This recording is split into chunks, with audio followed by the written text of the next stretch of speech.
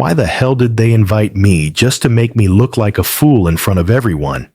My name's Ethan, 34, from Cincinnati, Ohio, and I thought I'd finally cracked the code to fitting in with my wife's high and mighty family. But that night at the Paragon, the kind of place with $1 million crystal chandelier dripping from the ceiling and a menu that screamed, "You can't afford this," they showed me exactly what they thought of me. It was a Thursday, and I ditched a client call to make it downtown, wearing a tailored gray suit I knew Victoria, my mother-in-law, couldn't sneer at. Or so I thought. I stepped into the marble-floored lobby, the air thick with the scent of truffle oil and old money. The host, a kid in a crisp black tie who looked like he'd rather be anywhere else, glanced up from his leather-bound reservation book. "Ethan Carter." I said, expecting a quick nod and a wave to the table. Instead, his brow furrowed like I'd just asked for a free burger. Sir, I don't see a reservation under that name." I forced a smile. "Try Harrington. That's my father-in-law's name. I'm meeting them here." He scanned the page, then nodded. "Yes, table for 7 under Mr. Charles Harrington. They're already seated. Already seated." That stopped me cold. I followed his gesture, and there they were tucked into a gilded VIP booth under a cascade of soft light. My wife Lauren, in a sleek black dress, laughing over a glass of wine. Her parents, Victoria and Charles, looking like they'd stepped out of a yacht club ad. Her sisters, Sophie and Emma, all pearls and perfect hair, giggling over their menus. And then there was Nathan, Sophie's husband, in a custom blazer, smirking like he owned the place. They were a picture of family bliss, and I wasn't in it. I took a step toward the table when a voice cut through the hum of the restaurant. "Oh, Ethan." Victoria appeared behind me, like she'd been waiting in the shadows to pounce. Her smile was sharp polished, the kind that could cut glass. She looked me up and down her eyes, lingering on my suit like it was a thrift store reject. "You didn't actually think you were invited, did you?" My stomach dropped, but I tried to laugh it off, thinking maybe this was her usual snide jab. Funny, Victoria. "So where's my seat?" Her lips curled, not a hint of humor. "Oh, darling, this isn't your kind of place. There's a burger joint down the street, greasy fries, neon signs. Much more your scene." The words hit like a slap, but it was the way she said it loud enough for the host, the waiters, and the nearby tables to hear that made my face burn. Behind her, Lauren kept her eyes on her wine glass, stirring it like her life depended on it. Sophie and Emma glanced my way, then hid their smirks behind their menus. Nathan leaned back, chuckling openly. "Let him stand there, Vic. It's kind of hilarious." The host shifted uncomfortably, his eyes darting to the floor. Other guests were starting to stare, their whispers buzzing like static. This wasn't just a snub. This was a performance, a deliberate takedown in front of an audience. Victoria leaned in closer, her perfume sharp and expensive. "Ethan, don't make a scene. We're celebrating a family milestone tonight. Intimate, private." Her voice dripped with fake pity, the kind that made you want to punch a wall. "I'm family." I said the words sounding dumber than I meant. Her smile turned vicious. "By marriage." "Don't kid yourself," Nathan piped up from the booth, loud enough for the whole damn room to hear. "Come on, man, take the hint. You're embarrassing yourself." The host cleared his throat, desperate to break the tension. "Sir, would you like me to check for a spot at the bar?" Victoria waved him off like he was a fly. "That won't be necessary. Ethan knows where to go." She tilted her head, her eyes gleaming with cruel amusement. "Like I said, the burger joint's got your name on it. Big screens, cheap beer. You'll fit right in." That was the moment I felt it, a cold, hard clarity cutting through the humiliation. I'd swallowed Victoria's crap for years. The backhanded compliments, the eye rolls at holidays, the way she'd say Ethan's trying his best at my own wedding. Like I was a charity case. But this was a new low. A calculated move to make me feel like nothing in front of strangers. And Lauren, my own wife, just sat there, letting it happen. I looked at the host, who was practically sweating through his shirt. Actually, I said, brushing off my jacket, could you do me a favor? Get Daniel Hayes out here. Tell him Ethan Carter's waiting. Victoria scoffed, crossing her arms. Daniel Hayes, the owner. What you think you can name drop your way into this dinner? I met her gaze, calm as ice. Victoria, you think you've got me all figured out, but you're about to learn how wrong you are. Victoria's scoff hung in the air, sharp and smug, like she'd already won. Daniel Hayes, she said, her voice dripping with mockery. You think dropping the owner's name is going to get you a seat at our table? Her eyes scanned me like I was a bug she'd just noticed on her pristine white tablecloth. Behind her, Lauren still hadn't looked up, her fingers wrapped tight around her wine glass, stirring it like it was the only thing keeping her grounded. Sophie and Emma exchanged glances, their smirks faltering just a touch. Nathan leaned forward, his custom blazer creasing as he grinned. What's next, Ethan? You gonna tell us you own the chandelier too? I didn't bite. I just looked at the host, who was frozen, his pen hovering over the reservation book like he was afraid to move. Tell Daniel it's Ethan Carter. I repeated, my voice steady. He'll know. The kid nodded, practically tripping over his own feet as he scurried toward the back. Victoria crossed her arms, her diamond bracelet glinting under the lights. This is pathetic, she said, loud enough for the nearby tables to hear. You're embarrassing yourself, Ethan. Just go. Before I could respond, the double doors to the kitchen swung open, and out stepped Daniel Hayes. Mid-50s, broad shoulders, gray at the temples, with the kind of grin that could light up a room or shut it down depending on his mood. His eyes scanned the lobby, and the second they landed on me, his whole face broke into a smile that made Victoria's smirk vanish. Ethan Carter. He boomed, striding over like I was the guest of honor. Man, it's been too damn long. He pulled me into a hug, half backslap, half bear squeeze that echoed through the marble lobby. Daniel, I said, letting a little surprise creep into my voice just enough to make it sting. Didn't expect to see you out here yourself. He laughed, a deep rolling sound. For you, hell yeah. Last time I saw you, we were knee-deep in blueprints, arguing over bar layouts. You were right about that whiskey shelf, by the way. Still the best seller? I smirked. Told you. People don't mess around with a good single malt. Victoria's arms dropped to her sides, her mouth parting like she'd just swallowed a wasp. Lauren finally looked up her wine glass, frozen mid-stir. Sophie's menu slipped an inch, and Emma's eyes darted between me and Daniel like she was trying to solve a puzzle. Nathan, though he wasn't buying it. What is this, some kind of stunt? He muttered loud enough for the table to hear. Daniel turned, noticing the booth for the first time. These folks with you, Ethan? He asked, his tone still warm, but with an edge that said he was sizing them up. My wife's family, I said, nodding toward the booth. They seem to think I don't belong here. Daniel's eyebrows shot up, and he let out a low whistle. That's so. Well, they clearly don't know who they're dealing with. He turned to the host, who was still clutching the reservation book like a lifeline. Get this man a seat, best spot in the house, and bring the 92 Bordeaux from my private stock. Ethan and I used to save that for closing nights.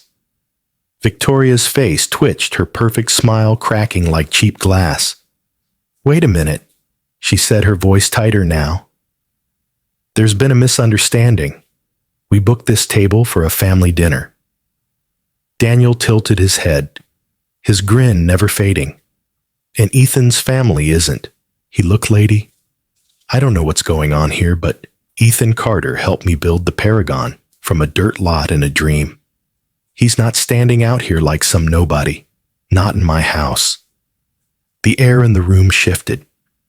The whispers from nearby tables grew louder, and I caught a few phones pointed our way, probably already posting to X about the drama unfolding. Lauren's face was pale, her eyes locked on me for the first time all night, but she didn't say a word. Sophie and Emma were whispering to each other, their menus forgotten. Nathan leaned back, his smirk replaced by a scowl. "You're telling me he's some big shot," he said, pointing at me like I was a used car salesman. Daniel laughed.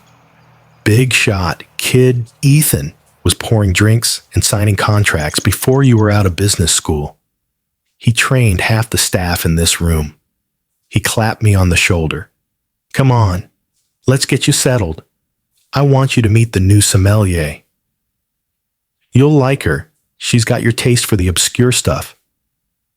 I nodded, but before I followed, I turned to Victoria, who was still standing there, her arms crossed so tight I thought her bracelet might snap. "You thought you had me pegged, Victoria," I said, my voice low but clear. "You thought I was just Lauren's tag-along husband, didn't you? But you don't know half the story about your own family." Her eyes narrowed, but for the first time, there was a flicker of doubt. Lauren's glass clinked as she set it down, her hands trembling just enough to notice. Sophie whispered something to Emma, who shook her head like she didn't believe what was happening. Daniel led me toward the booth, the host scrambling to pull out a chair. The waitstaff parted like I was royalty, and I could feel every eye in the room on me. I sat down, napkin on my lap, calm as a lake, while Victoria stood frozen, her face a mix of rage and confusion. Nathan muttered something under his breath, but I caught the word bluff. Lauren still hadn't spoken, her eyes darting between me and her mother like she was waiting for someone to tell her what to do. I leaned back, looked straight at Victoria, and smiled. "You think this is a family dinner?" I said, my voice just loud enough for the table to hear. "You're about to find out what family really means." The table was dead quiet, like someone had hit pause on the whole damn restaurant. Victoria stood there, her arms still crossed, but her perfect posture was starting to crack like a porcelain vase with a hairline fracture. Lauren's wine glass sat untouched, her fingers gripping the stem so tight I thought it might snap. Sophie and Emma were staring at me, their menus abandoned, their whispers replaced by wide-eyed shock. Nathan, the smug bastard, leaned forward, his voice low but sharp. "What's that supposed to mean, Ethan? You gonna pull another name out of your hat?" His grin was all teeth, like he still thought he could call my bluff. I leaned back in my chair, letting the moment breathe. The waitstaff hovered nearby, sensing the tension, while a few nearby tables were openly eavesdropping, their phones barely hidden. Daniel had retreated to the bar, but I could see him watching, his grin, saying he knew something big was coming. I looked straight at Victoria, her eyes still trying to pin me down like I was a nobody. "You love your little family dinners, don't you, Victoria?" I said, my voice calm but cutting. "All this talk about legacy class, who belongs, but you've been lying to everyone at this table for years." Her lips parted, but no sound came out. Lauren's head snapped up, her eyes finally meeting mine, wide and guilty. Sophie shifted in her seat, muttering, "What's he talking about?" "Mom." Emma just stared, her pearl necklace glinting as she swallowed hard. Nathan scoffed, but it was weaker now, like he wasn't so sure anymore. I didn't give him a chance to interrupt. Let's start with your husband's company, I said, turning to Victoria. Charles's software startup, the one you all brag about at every charity gala. It was 2 weeks from bankruptcy, 3 years ago. Creditors were circling like vultures. You remember that, don't you? Victoria's face tightened, but she didn't speak. I kept going. I wrote a check for $500,000 to keep it afloat. No fanfare, no press release, just me quietly bailing out your precious legacy. Lauren's glass clinked as she set it down, her hands shaking. Sophie gasped. Wait, what? Emma's mouth dropped open, and she turned to her mother. Is that true? Victoria forced a laugh, but it came out brittle like cracking ice. Don't be ridiculous, Ethan. That was family money. Family money, I said, raising an eyebrow. Funny because I have the bank statements. My LLC wired the funds, Victoria. And that's not all. I turned to Emma, who was clutching her napkin like a lifeline. Your sophomore year, when you got kicked out of that fancy Ivy League school for cheating on your finals, you lost your scholarship, and your parents were too proud to admit they couldn't cover the tuition gap. Guess who paid it? Emma's eyes went wide, her face flushing red. An anonymous donor, she whispered. I nodded. Me. I didn't want you to feel like a failure, so I let you all think it was some rich alumnus. Sophie's voice was barely audible. Mom? You said it was your friend from the board. Victoria's smile was gone now, her lips pressed into a thin, furious line. Nathan tried to jump in, his voice, loud to cover his panic. This is bullshit. You're just making this up to look good. I turned to him, my voice cold. You sure about that, Nathan? Because I also know about the $200,000 loan you begged me for to start your little tech side hustle. You told everyone it was venture capital, but it was my money. And you still haven't paid me back. The table went silent again, heavier this time. Lauren's eyes were glassy, and she looked like she wanted to sink through the floor. Ethan, she said, her voice barely a whisper. I didn't know. Mom said I cut her off. You knew enough, Lauren. You knew your mother's been spinning lies to keep me in the background to make sure everyone thinks I'm just the guy who got lucky marrying into your family. I turned back to Victoria, who was gripping the edge of the table like it was the only thing keeping her upright. But here's the real kicker, I said, leaning forward. That mansion you love showing off, the one you call the Harrington Estate, I bought it. The whole booth froze. Sophie's fork clattered onto her plate. Emma's hand flew to her mouth. Nathan's jaw clenched, and he muttered, No way. Victoria's voice was a hiss. You're lying. I smiled, slow and deliberate. Check the deed, Victoria. When your husband's bad investments tanked, the bank was ready to foreclose.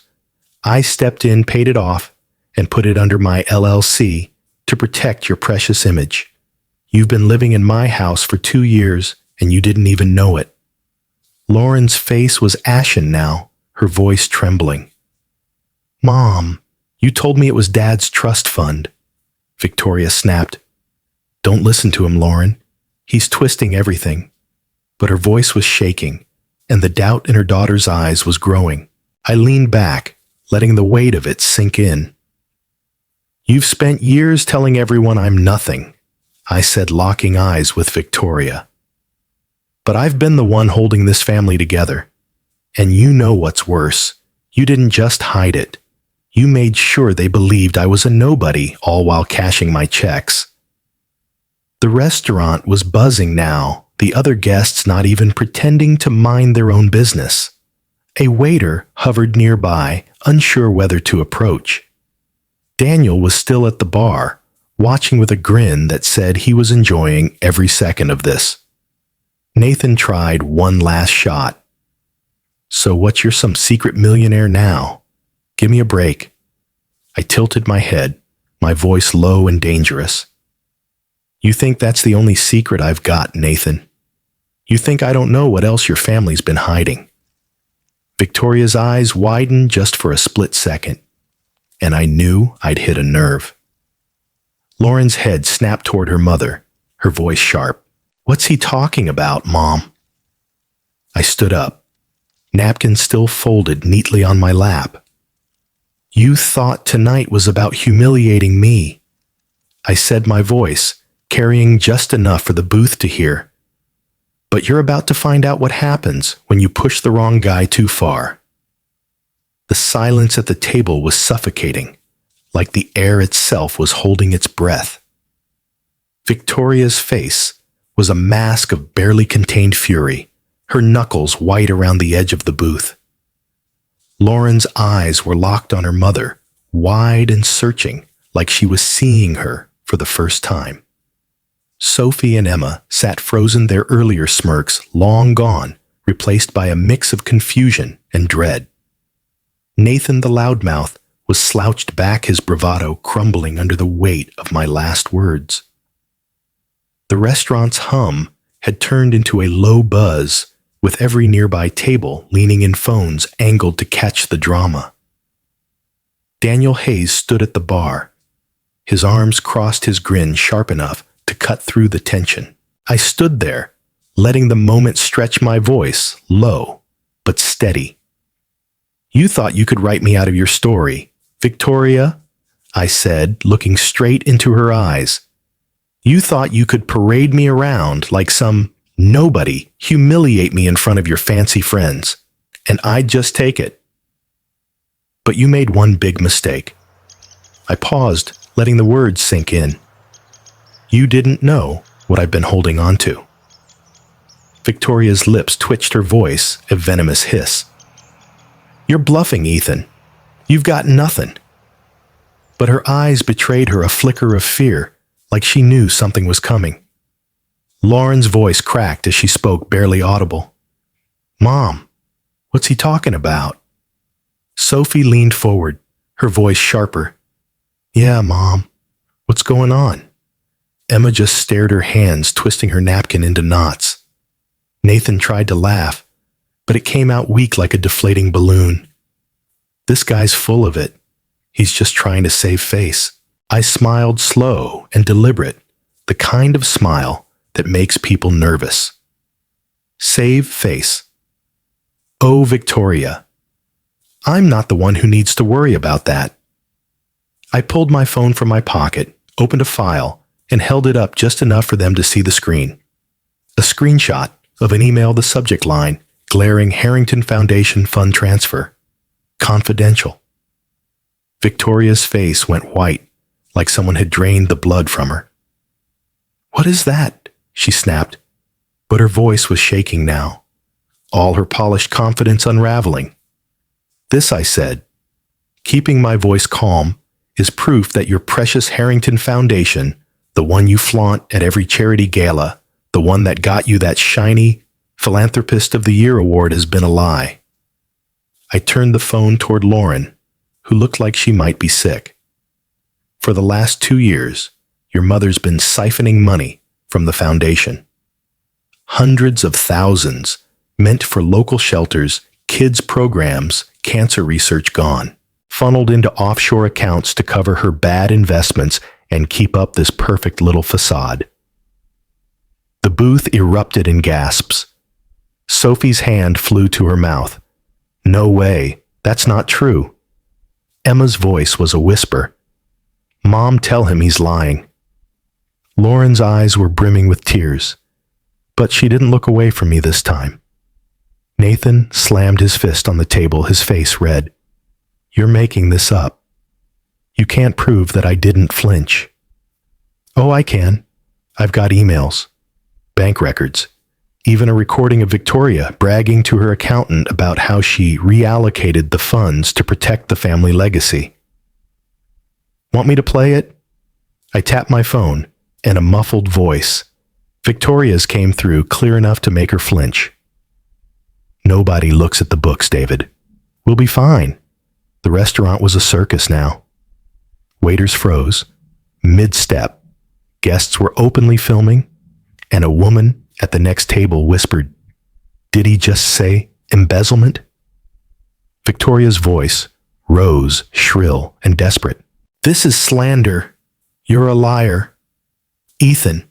But Daniel Hayes stepped forward from the bar, his presence like a thunderclap. "I've seen the emails, Victoria." He said, his voice calm but deadly. "Ethan sent them to me last week when he found out you were planning this little stunt.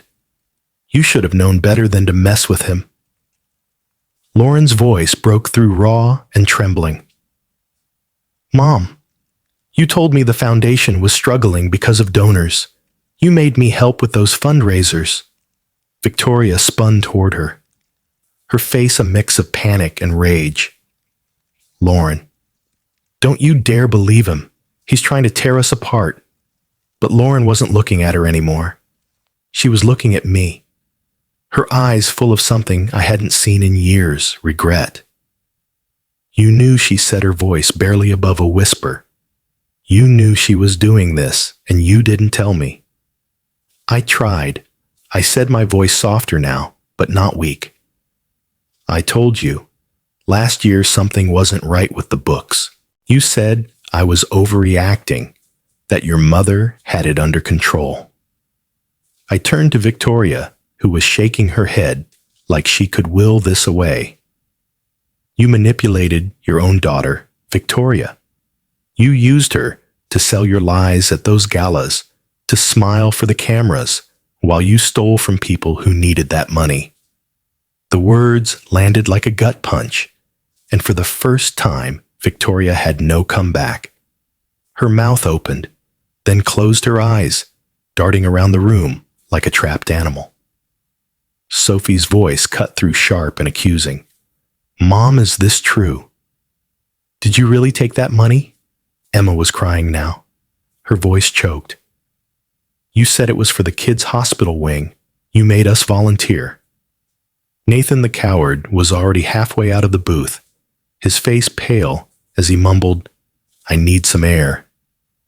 His chair scraped the floor, and a glass of wine tipped over, spilling red across the pristine tablecloth. The chaos was poetic, like their perfect little world was bleeding out right there in the Paragon. I slipped my phone back into my pocket and looked at Victoria, my voice low and final. "You wanted to humiliate me tonight, Victoria. You wanted to show everyone I didn't belong. But this isn't just about me leaving your little dinner. I'm done with your whole damn world, and I'm taking the truth with me." I didn't wait for Victoria's response. Her face was a crumpled mask of panic, her hands gripping the table like it could save her from the truth I'd just dropped. Lauren's eyes were wet, her voice lost somewhere between guilt and shock.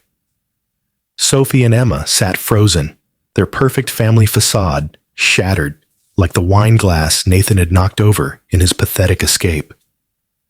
The restaurant was alive with whispers, phones still recording, capturing every second of the Harrington family's implosion. I didn't need to say another word. I'd said enough. I turned and walked out of the Paragon, my steps steady the weight of years of silence lifting off my shoulders. Daniel caught my eye as I passed the bar, giving me a nod that said he'd handle the rest. I didn't look back. The cool night air hit my face as I stepped outside the city lights glinting like they were cheering me on. I'd left their world behind, and it felt like freedom. By the next morning, the dominoes were already falling. I sent the folder, every email, every bank record, every damning piece of evidence about Victoria's embezzlement, to my lawyer, an old friend who'd owed me a favor since I helped him out of a bad deal years ago. Within 48 hours, the Cincinnati Herald ran a headline, Harrington Foundation under investigation for misuse of charitable funds.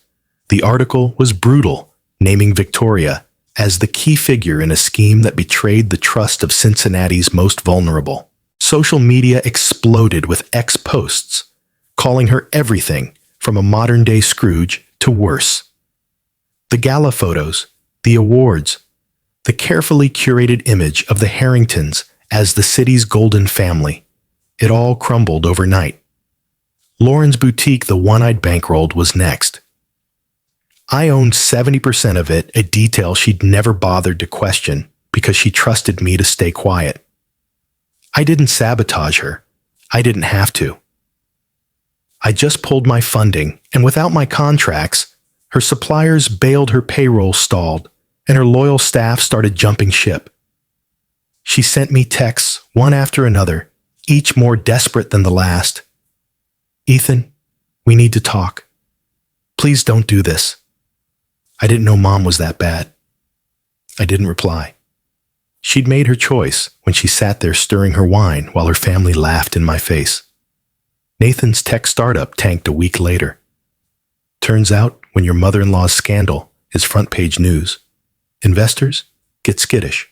His company fired him to distance themselves from the controversy, and I heard he was back to begging for loans from anyone who'd listen. Sophie and Emma cut ties with their mother, at least publicly, posting vague apologies on X about learning hard truths. Victoria, the untouchable queen, was persona non grata at every charity board in Ohio. Her name was poison now, and she knew it. I didn't stay to watch the ashes settle. I'd already moved on. I bought a penthouse downtown, the kind with floor-to-ceiling windows and a balcony that caught the morning sun just right. One evening, as I stood there with a glass of bourbon, the skyline stretching out like a promise, my phone buzzed. It was Daniel. "You finally cut the cord," he said, his voice warm with approval. "Took you long enough." I laughed, the first real laugh I'd had in years. "Yeah, well, anchors are heavy. He wasn't just calling to check in." "Got a new project," he said. "High-end whiskey lounge in Miami. I need a partner with your kind of grit." "You in?" I didn't hesitate. "Send me the specs. Let's build something big." That was the difference between me and them. They played at wealth, flashing their names like credit cards. I built it brick by brick from a rented storage unit and a dream, and I wasn't done yet. A month later, I was on that Miami balcony, the ocean breeze mixing with the scent of my coffee. My phone pinged with a final alert: Harrington Boutique files for Chapter 11 bankruptcy. I didn't smile, didn't gloat. I just sipped my coffee and looked out at the horizon. They'd thought I was the outsider, the guy who didn't belong at their table. But I wasn't just at the table, I'd built the damn room. And when they tried to write me out, I wrote a new story. I set my cup down and glanced at the news app one last time. Another headline: Charles Harrington steps down amid financial restructuring. The loan I'd co-signed for his company had come due, and without me to float it, he was done. They'd all underestimated me, thought I'd stay quiet, stay small, stay theirs. But I wasn't theirs anymore. I was free. As the sun climbed higher, I thought about the people watching this story unfold. If you're out there feeling like you don't belong, like someone's trying to shrink you down to fit their narrative, hear this: you don't need their table. Build your own. Make it bigger. Better yours. I walked away from a family that never saw me, and I built a life that shines brighter than their lies ever could. The screen faded to black, and one last line appeared: Cincinnati Herald Harrington Foundation collapses in wake of embezzlement scandal. Below it, a shot of me stepping into my new Miami lounge, the staff cheering like I was coming home.